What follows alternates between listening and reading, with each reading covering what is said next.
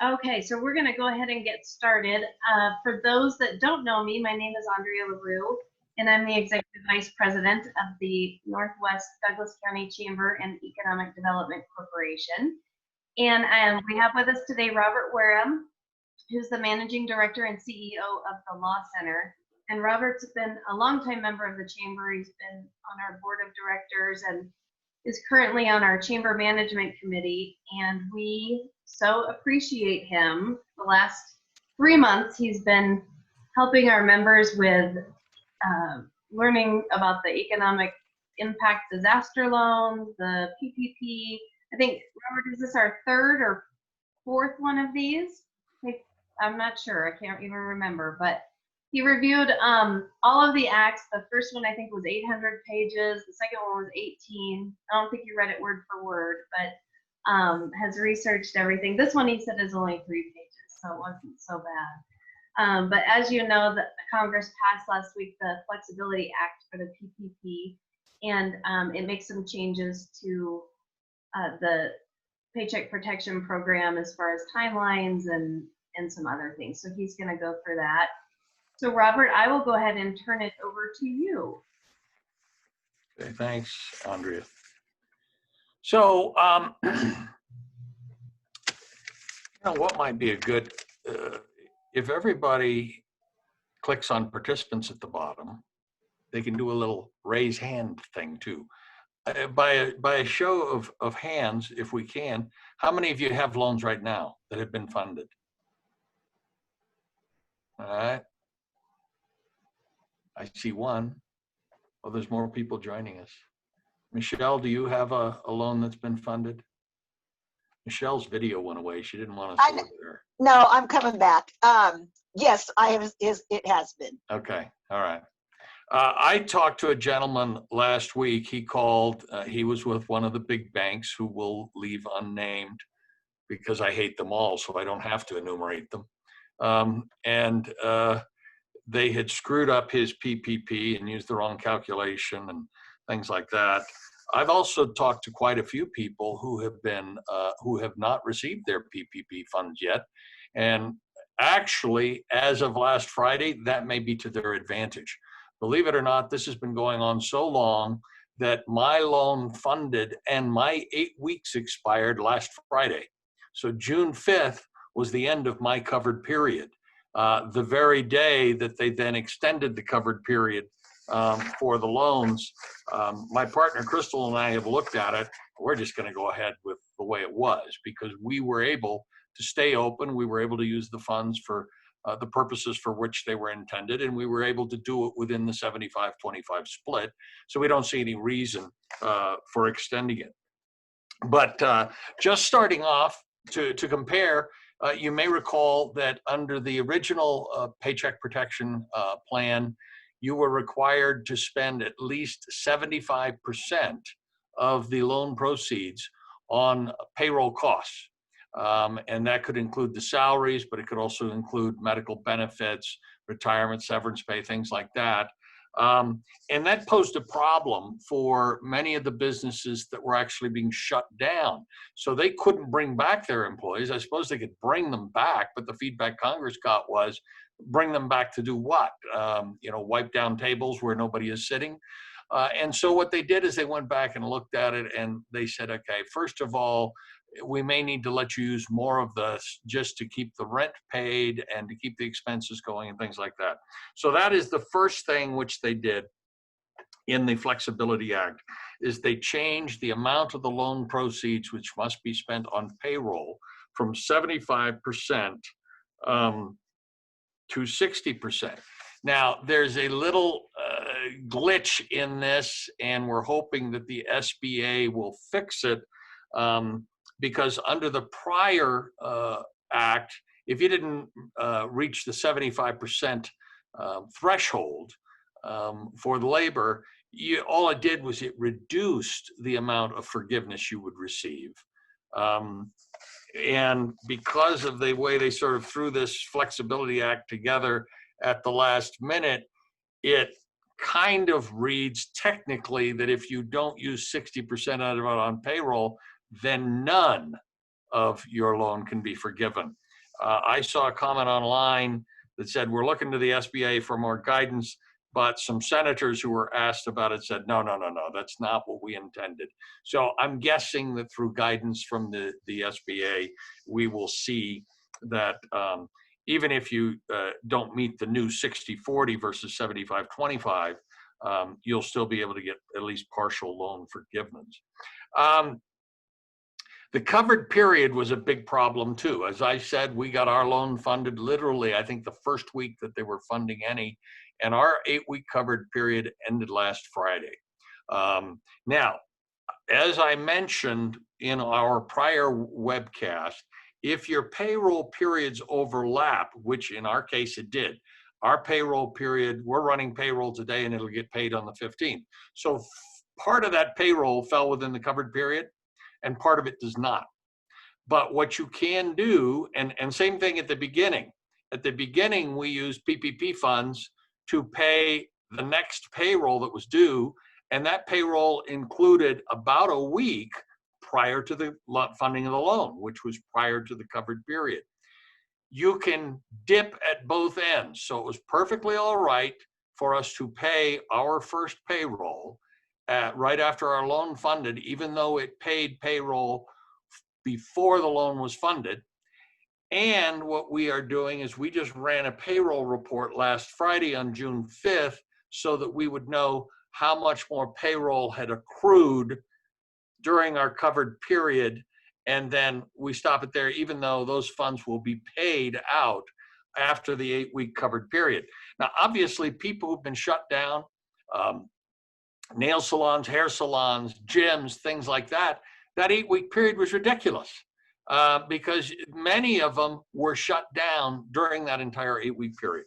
So under the Flexibility Act now, the period of time commencing on the date the FPP loan is funded and ending on the earlier of 24 weeks or 168 days or December 31st, 2020. So December 31st, 2020 is sort of the last, but for those people who haven't been funded yet, they could go 168 days. Now you might ask, okay, what happens to those of us who are already funded? All right. Because of the way these were done, we actually have a contract with our bank, right? We have a note with our bank that says, okay, this is when it's due and this is when we do all these things. So what it would require is for us to go back. The law does provide that the bank and the borrower can negotiate to give themselves these new terms. And I don't know why a bank wouldn't be willing to do it because the government is going to pay all the interest and everything on it anyway. But it isn't automatic. I think that's the thing I want to point out. So if your business is like ours, where we basically said, all right, we're accepting the rules as they are, we're going to use these funds according to those rules. And basically we exhausted them on payroll and permissible expenses. We stayed within the 75-25 ratio. At this point, there's no reason for us not to just go ahead and apply for forgiveness. But if you're one of those businesses that stayed shuttered, but you already got the money and you haven't spent it all, you may want to go back to your bank and say, hey, I would like to push out my due date. I don't know whether they'll just redocument your loan or what they'll do there, but that is possible. It does give the borrower the option, if they still want to use the 8 weeks, to do that. So even if you haven't funded yet, if you funded, you could go ahead and say, well, I'll go ahead and take the 8 weeks, or I'll stay within my 8 weeks. It extends the safe harbor period for rehiring employees. So remember, under the old act, if we laid off people, we were supposed to bring these people back by June 30th of this year. Well, again, for places that are just now getting reopened, that may be an unrealistic expectation. And so Congress has now extended that out to December 31st, 2020. So all you have to do is hire back all of those people by December 31st, 2020, and you'll be all right. Obviously, all of the applications for forgiveness and everything that the SBA sent out 2 or 3 weeks ago, those are all out the window. They're going to have to revamp all of those. So if you already have those forms, I would just toss those and wait for the new one to come out. And basically, under the Safe Harbor, under the Flexibility Act, if the full-time equivalent employee headcount was reduced between February 15th and April 26th, the Safe Harbor period, but the borrower eliminates those reductions by December 31st or earlier, the borrower is exempt from any reduction in loan forgiveness amount that would otherwise be required. So this is where it gets complicated. You may actually rehire the employees after you've already spent all the money. But as long as you rehire them before December 31st, you should be all right. All right. If under the Flexibility Act, if certain employee salaries and wages were reduced between February 15 and April 26, if you eliminate those reductions, so remember that's the 75-25 rule. If you said, okay, in lieu of layoffs, I'm going to do an across-the-board 20% pay cut, you were fine. But if you reduced more than that, you need to come back up over that level, but you have until December 31st to do that again. So that's both on the loan forgiveness. So what could happen here is even people who haven't been funded yet, they could still get a PPP loan. They could have their whole loan period, they could spend all their money, but they would still have until the end of the year to get both their salaries and their full-time equivalent employees back up to the level that they were back in February, March, that period of time. And then you would apply for your forgiveness and you wouldn't get any penalty on there. There are two new safe harbors exempting a borrower from any reduction in loan forgiveness amount that would otherwise be required. Inability to rehire.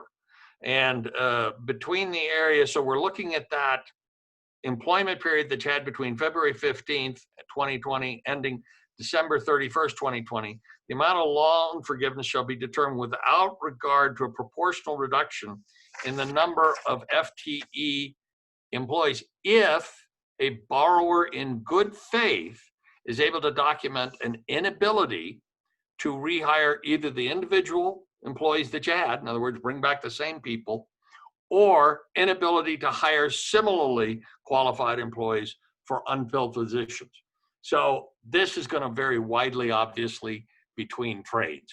In my case, I had an attorney who I'd put on a reduced schedule and reduced her salary somewhat, but then I called her back to work. She was actually afraid to come back to work because of some of the news reports and things.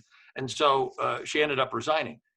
I rehired her with a similarly qualified employee, a new attorney. And so now I can count that head count again. But the other thing is, because she refused to return to work, I can still count her head count. All right. So if someone quit or they refuse to come back to work, you can count them. All right.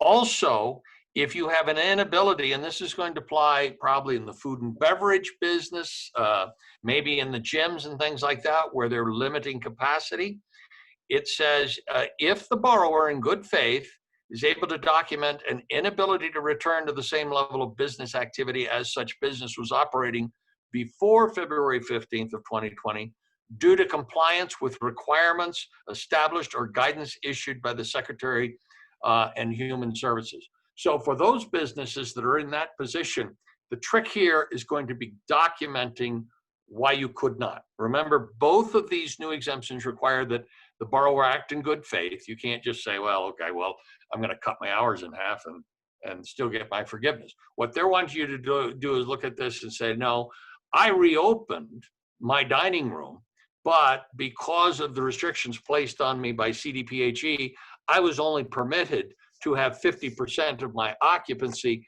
Therefore, with 50% of my occupancy, I was unable to get back to my prior level of business. And in that case, you can still have your loan forgiven. Okay. Are there any questions on any of those things before I move on? And again, if you have a question, just type it in the chat box and then, or don't type the question, just type that you have a question and I'll unmute you. Okay, well, I'll move on.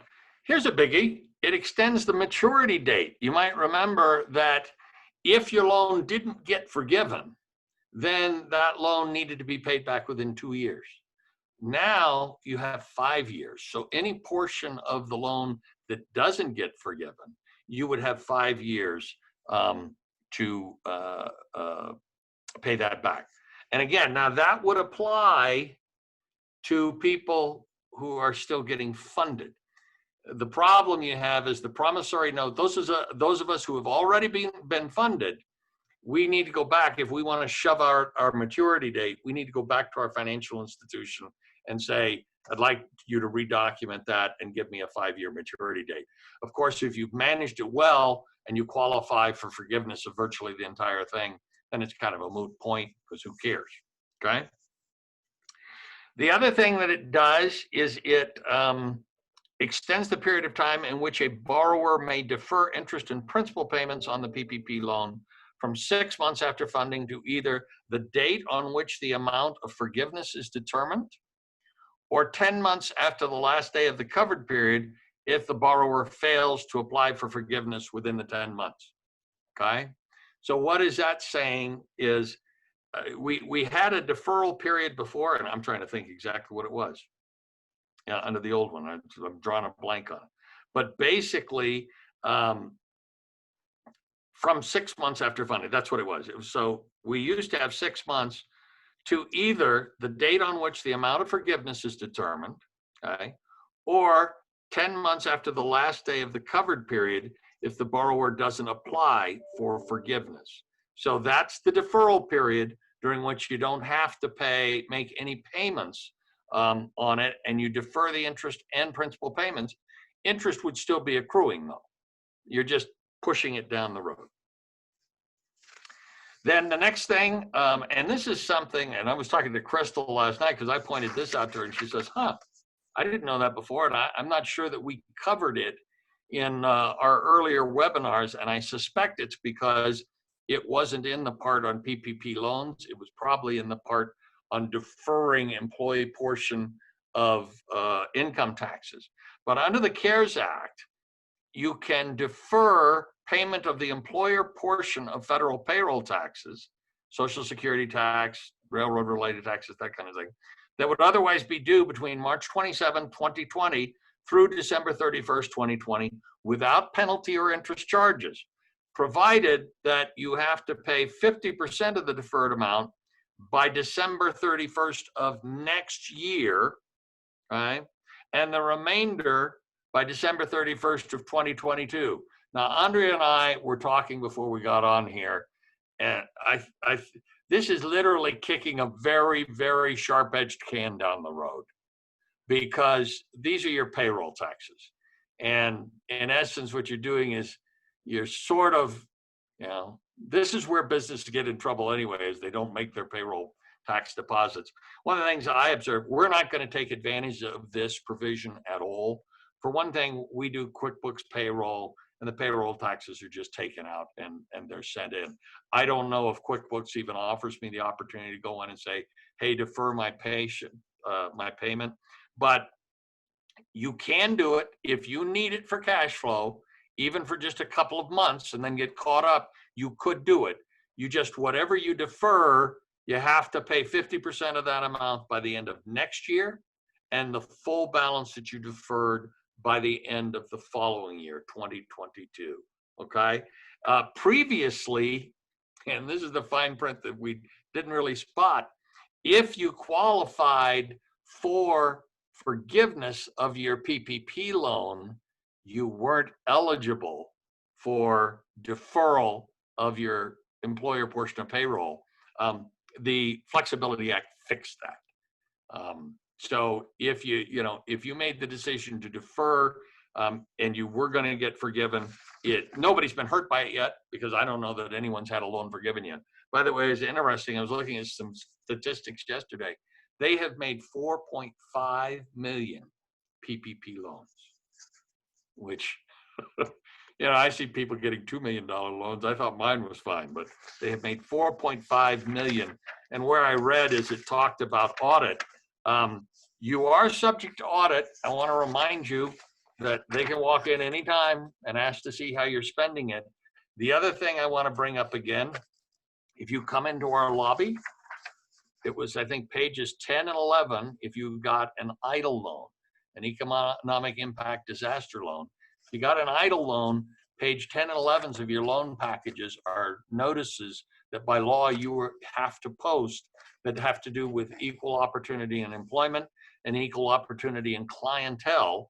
And the fine print on the bottom of that notice says, if you don't have this notice published, that is basically a presumption that you are discriminating both in employment and with your clients, and that could be a real problem.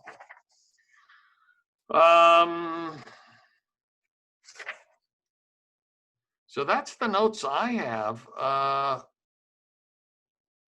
This is, you know, this is obviously, people were asking me questions about this all the time. Well, what happens for those of us who are shut down? I think Congress actually did. You didn't hear a lot on the news media about it. I will show you. Here is the total. That's the bill right there in total. So it wasn't even 2.5 pages to fix these very significant problems. It's very difficult reading because it says insert this word here, delete that word there. So you have to kind of go back and look at the other one. But it did fix that. And the things I'm hearing right now is, you know, basically when this money's gone, the money's gone because there's not going to be more, and the economy is reopening. So Robert, Mina has a question about, I think it was related to your documentation. the document, I didn't see a posting under the PPP, but because the EIDL is actually a loan, which is PPP was done just for coronavirus, whereas the Economic Impact Development Loan has been around for years. They use it for tornadoes and floods and all that sort of thing. That has been built in their regulations. So that's why I think it's only in there. So my loan document, remember my loan document on my PPP is with my bank, okay? So it's just a promissory note between me and my bank. But my EIDL loan, Economic Impact Disaster Loan, is directly with the SBA. And so then when you print that out, pages 10, 11. So if you got an EIDL loan, go down to Office Depot, get yourself a little document frame. I'll confess, it says it has to be posted conspicuously where your clientele can also see it. So we put it in our lobby. Mind you, we put it in our lobby on the wall behind the door when you walk in, but it's still there in the lobby. If you look for it, you can find it. And Mina, I unmuted you. Did that answer all of your questions?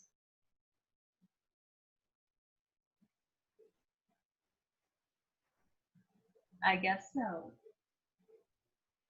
All right. Well, that's, like I said, it wasn't going to last an hour because it's pretty simple. It just bumped things out. It really did fix the major flaws in it. For those of us who did get PPPs funded early, yeah, it might make a difference. It might not. We're going to continue under the terms of our loan and just go ahead and apply for forgiveness probably in the next month. And the emails that I've received from our local SBDC office and the Colorado SBA indicated that guidance and rules are to follow. Have you seen anything else, Robert, like a timeline? I have not. No. Okay. You know, I read the bill itself, and then I looked at some white papers from other law and accounting firms back in Washington that were involved in it. Okay, well, those of you that are on our email list, as we get more information, obviously we'll send that out like we have been once they have some more guidance. If you're on the call and you're not on our email list and would like to be, you know what, I will type my email address in the chat box and you can shoot me an email and I'll get you on our email list. Andrea, may I make one more point before we shut down? Yeah, and Linda's trying to a question too, so don't let me forget to. Okay, all right. Go ahead. If you or any of the other business people that you know, are going, even with all this help, we may not survive. We may go under. Let me repeat again. Bankruptcy. There's now a small business Chapter 11, which is a lot like a Chapter 13 that could allow you to survive. Likewise, many of your assets, your homestead in your home, your retirement accounts, those are exempt assets. Do not go to the mats trying to pay off debt and things like that. Don't refinance your house and pull out all of your equity trying to pay off debts when in fact, you know, your homestead allowance would allow you to keep your home. And I had my associate, Mr. Erskine, get back up to speed on both Chapter 13 reorganization plans, wage earner plans, as well as get up to speed on the new small business Chapter 11. So before you squander a lifetime savings or all of your retirement, if you know someone in that position, consult with some legal counsel. We've got people here, but consult with someone before you burn the ship that you're riding on. Thanks, Robert. That's good advice. Linda, I'm going to go ahead and unmute you so you can ask your question. Okay, thanks, Andrea. Sure. So my question is, you know, we did get our PPP loan, and I am 99.999999% sure that we have already used all of it. Is there any disadvantage to going ahead and applying for the extension just in case? You know, I don't see a disadvantage in applying for it. You know, they extended some things here with the deferment so that essentially, you know, even after you get notice, you're not going to have to, because they figured out that it's going to take the government a long time to pay these banks. So even when you get approved, then the government will just pay that. So, you know, if you're not sure and you want to go, it's kind of up to your bank though, because they're not forced to do it. It just says nothing in this law prohibits someone with an existing loan that was issued prior to the law from going back and renegotiating in accordance with this term. So I think it becomes a matter of how much time do you want to spend on that versus just spending on building your business back up. Okay, all right, well, thank you. Anybody else have any questions before we end? And the lesson I take out of this is the only people that I have talked to who have struggled with PPP are ones doing businesses with very large banks. So maybe when all this is over, you want to look around and say, are there some of our smaller state banks and things like that that would be more responsive if I ever go through something like this again? Because you know, the Wells Fargos, the Banks of America, those people have just, I know a colleague attorney, she's down in Cherry Creek. She's had a PPP loan pending since 3 weeks after the program started and still shows us in process with Wells Fargo. We got one more question. Mina, you're unmuted, so go ahead.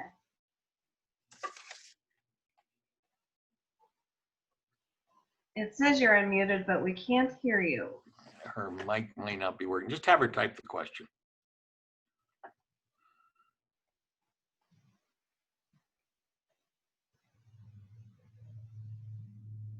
Yeah, if you want to just type the question in the box, then Robert can answer it.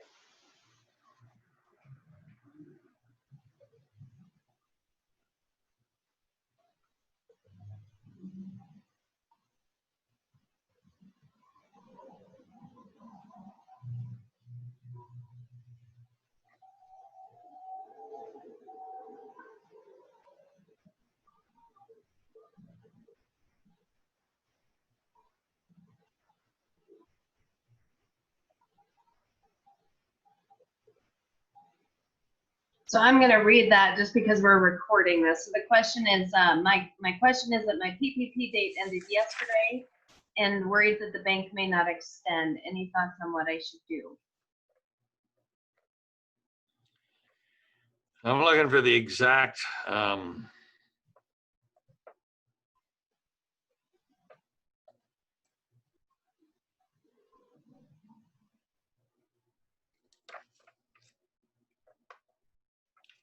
I mean, from what I have read both, and I'm looking for it right here in the act itself.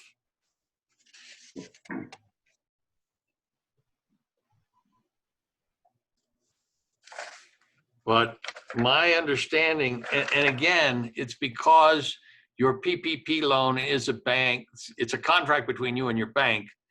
Congress has guaranteed it and they're going to pay it through forgiveness.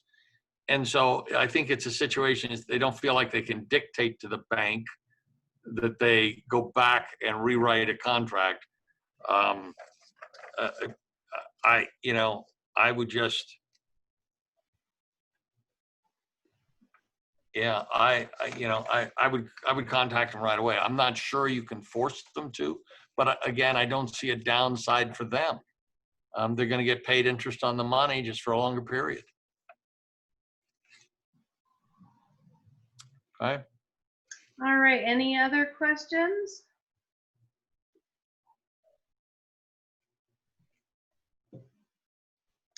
All right, I'm not seeing any.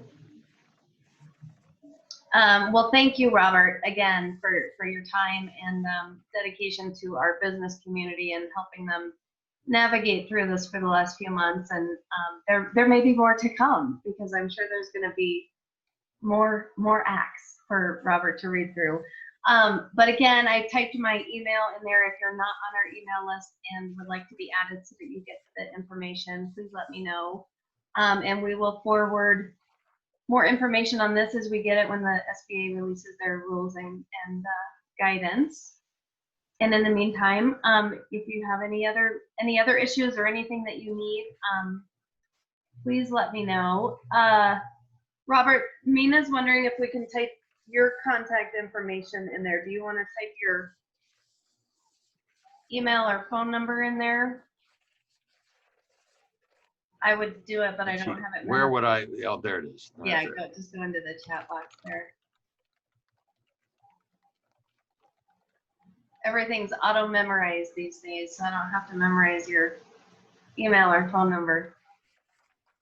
Thank you. All right, well, thank you guys for joining us, and hope you have a great rest of your week. And nice to have some beautiful weather. Get rid of that rain and wind, and good for our restaurants for sure. I saw those reports of those poor people that finally got to reopen, and everybody's on the patio, and the rain and the wind took it all out. So it's nice to have some good weather in the forecast. But enjoy your weekend, and we will see you guys soon. Thank you.